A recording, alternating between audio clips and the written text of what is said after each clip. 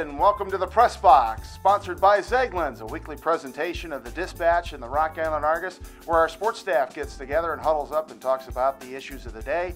I'm Steve Tappa. This is my fellow sports staffer, Daniel Makarewicz, and today, week 4 of the football season on our plate. Of course, it's rivalry week. Moline and Alleman, UT and Rocky got some juicy matchups with playoffs, frankly, on the line for all 14. Yeah, I mean, in reality, if you lose, if you're Moline and UT being 0-4, you can kind of kiss the playoffs Especially goodbye. with the Big Six's non-conference struggles, there's not a lot of playoff points. Yeah, I mean, the Western Big Six right now is 6-12 combined as a conference.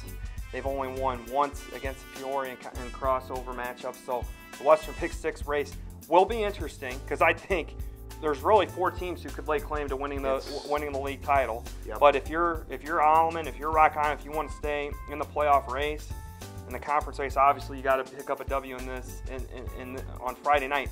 Now, the key, Alleman has a little bit better of a path to get into the playoffs because they already played the 2 best teams in Peoria, Notre Dame and Peoria High. They have Rich Woods on the road. They have Manual on the road. To me, those are 2 winnable games for Alleman. Sure. But Rock Island, that's going to be, there's some concerns there because they still have to play Peoria Notre Dame. They still have to play Peoria High. So, I mean, based on what's happened right there, that's 2 more losses. That doesn't give them any room to breathe when you're sitting at 1-2 right now. Yeah, I don't know that anybody really has room to breathe. And as you said, the Big Six race is wide open. The conference champ will get an automatic spot in the playoffs. So one Big Six team will get it, and I've said it for a long. Now I'm not convinced that Quincy's the best team in the Western Big Six. I have not been overly impressed with them. You saw them last week. And wins over United Township and Rock Island. But they get the 4 Quad Cities teams down there. And Quincy has, in the recent years, played very, very well at Flynn Stadium. To me, I mean, the Big Six race obviously goes through Quincy when everybody plays down there.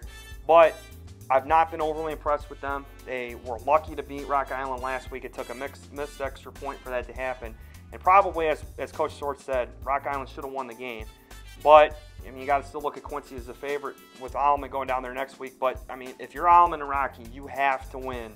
You have to win tonight to be able to get a playoff berth. The most interesting matchup in my mind is Moline hosting Alleman. Correct. Moline, very physical. They had a chance to beat Galesburg in the first week, fumbled away an opportunity there. They went down and they played Richwoods, who smoked Rock Island, played them real tough. You know, I wouldn't be surprised if Moline is in this game with Alleman, has a chance to win this game. And the key for Moline, I mean, they finally got a takeaway last week, but they're still minus 11. I mean, through 3 weeks, that's just an absurd number.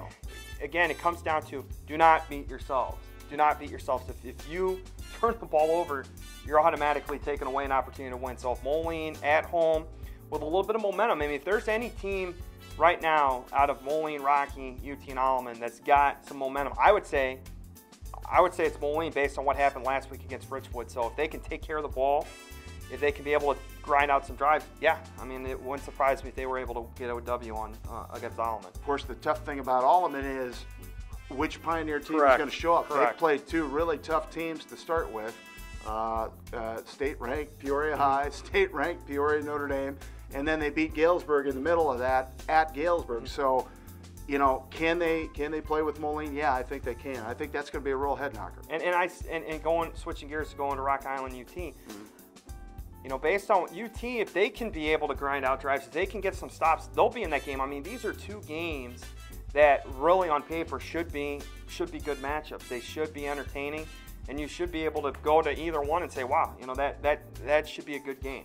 Yeah, Rocky's playing good defense. The question is on offense. The offense, and they tried to do the read option, but didn't have a lot of success. When they won under center and started getting the ball on the perimeter last week at Quincy, that's when they started having some success.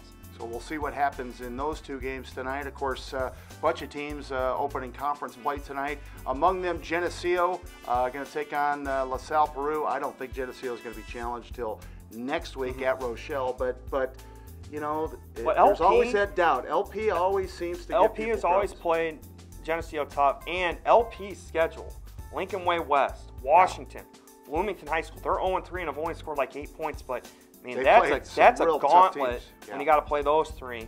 But yeah, the real challenge for Geneseo is going to be next week when they go to Rochelle. But this week, I don't think Geneseo's going to be caught looking ahead based on the conversations I've had with them this week. If Geneseo can continue running the ball, they're averaging like 330 rushing yards and 42 points a game. If they can continue what they've done against Dunlap, Eisenhower, and against Chicago Peyton, I mean, they should be able to go into that game, going to Rochelle at 4-0.